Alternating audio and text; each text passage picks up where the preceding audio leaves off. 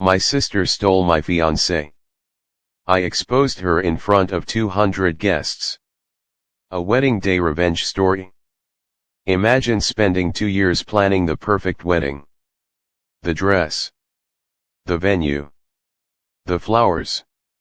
The guest list of 200 people who all said the same thing when they got the invitation. Finally, these two were made for each other. Now imagine finding out, 11 days before that wedding, that the person standing next to you at the altar was never going to be your future. Because your own sister had already taken it. Welcome to Reddit Revenge Stories. Today's story comes from a post that exploded across Reddit's relationship revenge community. Over 60,000 upvotes. More than 5,000 comments. People in the comments calling it, and I am quoting directly here, the most savage and most justified wedding revenge they have ever read. This is a story about betrayal at the deepest level a person can experience. Not from a stranger. Not from an ex. From blood. Stay with me. Because what this woman did on her wedding day will leave you speechless. Our storyteller, we will call her Rachel, was 28 years old. She had been engaged to a man we will call Daniel for 2 years. They had been together for 5 years total. Daniel was, by every description Rachel gave, the kind of man people search for their whole lives and never find. Successful. Kind. Funny. The kind of person who remembered small details, who showed up early, who never once gave Rachel a reason to doubt him. They had built a life together. A condo in the suburbs. A golden retriever named Max. A wedding that had been planned, piece by piece, for almost 2 full years. 200 guests. A venue booked 18 months in advance. A dress that cost more than Rachel's first car. And standing beside Rachel through every step of the planning process was her younger sister, who we will call Megan. Megan was 25. The maid of honor. The one who helped pick the flowers. The one who sat with Rachel for 6 hours trying on dresses. The one who threw the engagement party. Rachel trusted her completely. She had no idea that trust was about to be the most expensive mistake of her life. About 4 months before the wedding, Rachel noticed something strange. Daniel had started being protective of his phone. Small things. Turning the screen away. Taking calls in another room. Coming home late from work more often, always with a reasonable explanation. Rachel asked him directly if something was wrong. He said he was just stressed about the wedding. Money. Family pressure. Normal stuff. She believed him. Why wouldn't she? He had given her 5 years of reasons to trust him. Meanwhile, Megan had also become distant. She would cancel plans last minute. She seemed irritated whenever Rachel brought up wedding details. At one point she even suggested, almost too casually, that maybe Rachel and Daniel should consider postponing the wedding. Rachel thought her sister was just going through something personal. She never once considered the truth. 11 days before the wedding, Rachel went to pick up her dress from Final Alterations. The appointment finished early. She decided to surprise Daniel at his apartment, since he had been staying there the final 2 weeks before the wedding, a tradition his grandmother had insisted on. She used her spare key. What she walked into changed everything. Daniel was not alone. Megan was there. Rachel says she stood in the doorway for almost a full minute, unable to process what she was seeing. Her own sister. Her maid of honor. In her fiancé's apartment, in a moment that left absolutely nothing open to interpretation. Neither of them heard her come in. Rachel did not scream. She did not cry. She says her body simply went numb.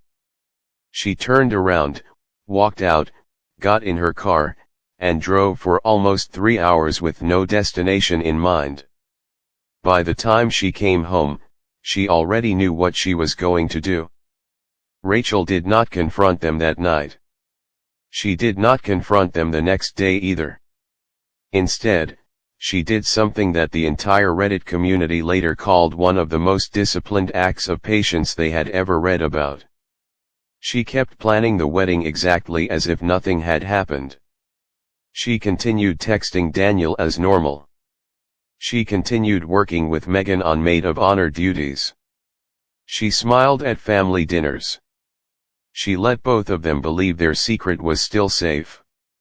Behind the scenes, she was doing something very different.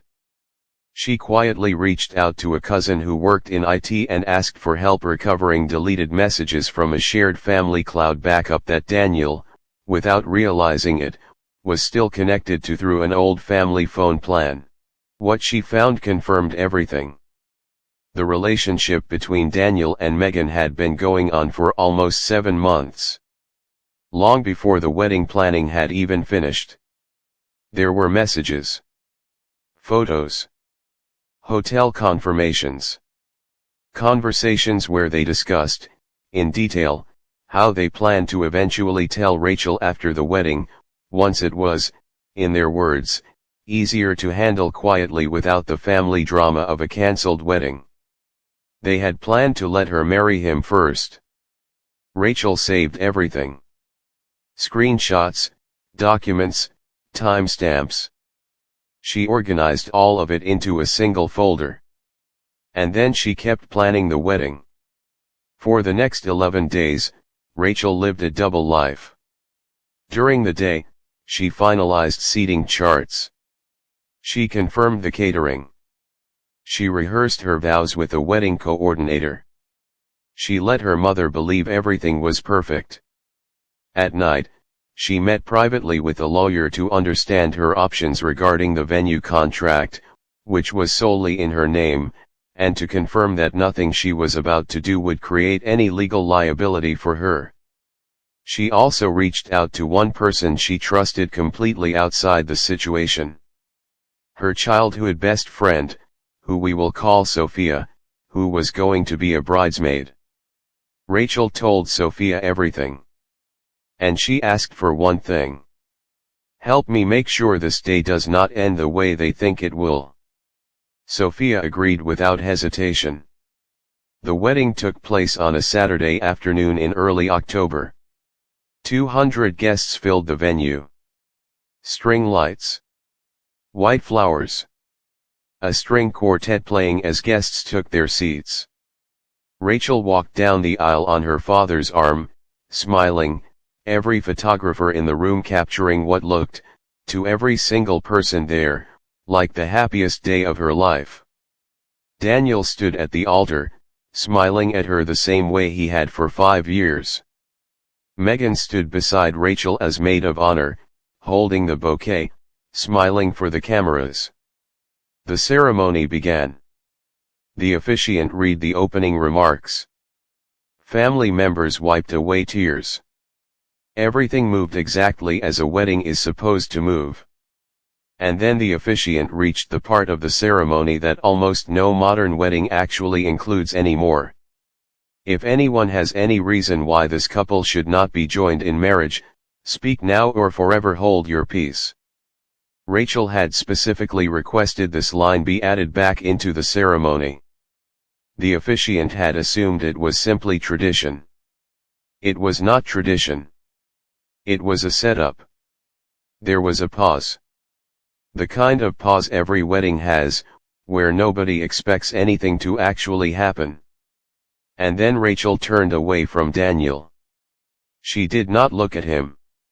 She looked directly at her sister. And she said, calmly, clearly, into a microphone that the videographer had, at Rachel's specific request, turned up slightly louder than normal for the vows. I actually do have something to say. 200 guests went silent. Rachel said she had discovered, 11 days earlier, that her fiancé and her sister had been having an affair for 7 months. She said she had proof. She said she had spent 11 days deciding whether to cancel the wedding privately or whether the two people who had planned to humiliate her in secret deserved to be exposed exactly as publicly as the day they had chosen to deceive her on. She said she chose the second option. She then nodded to Sophia, who was standing near the front row with a tablet in her hand. Sophia turned the screen so that the nearest guests, and more importantly, both sets of parents, could see exactly what was on it. Screenshots. Timestamps. Hotel confirmations. All of it. The room exploded into chaos. Daniel's mother was seen on video, which guests later posted clips of online, standing up and saying, to her own son, in front of everyone, "How could you do this to her?" Rachel's mother reportedly turned to Meghan and did not say a single word. She simply walked away from her own daughter, in the middle of a wedding, in front of 200 people. Rachel set down her bouquet on the altar, turned to her father, and asked him to walk her back out. She left her own wedding still wearing the dress, with every guest watching in stunned silence, and she did not look back once. The video of the moment, recorded by at least a dozen guests on their phones, was online within hours. It spread first through local social media groups, then onto larger platforms, then eventually onto Reddit, where Rachel herself posted the full written account roughly 3 weeks later, once the legal and family situation had settled enough for her to speak about it publicly. The post received over 60,000 upvotes within the first week. In the update Rachel posted 2 months later, she confirmed the following. The wedding venue, since it was non-refundable and already paid for, was used instead for a party Rachel threw with her closest friends and family members who had stood by her. She described it as the best night of her life, ironically held in the exact venue meant for her wedding. Daniel attempted to contact her multiple times. She did not respond to any of it. Meghan was, according to Rachel's update, asked to move out of the family home by their parents, who described feeling completely betrayed by what their younger daughter had done. The relationship between Daniel and Meghan did not survive the exposure. According to mutual friends, they ended things less than a month after the wedding, once there was no longer a wedding to hide the affair behind. At the very end of her update post, which received another 20,000 upvotes, Rachel wrote something that the entire comment section repeated back to her in different forms, over and over again. She wrote, "I did not do this out of revenge. I did this because they spent 7 months building a lie in private. I simply made sure the truth was revealed in the same setting they had chosen to build that lie inside of. They wanted a wedding. They got one. It just was not the one they were expecting." 60,000 upvotes on the original post. 20,000 more on the update. Comment after comment saying the same thing. This is exactly what they deserved. There is something deeply satisfying about watching someone reclaim a moment that was about to be stolen from them, and turn it instead into the exact moment their betrayal could no longer hide. No screaming in private.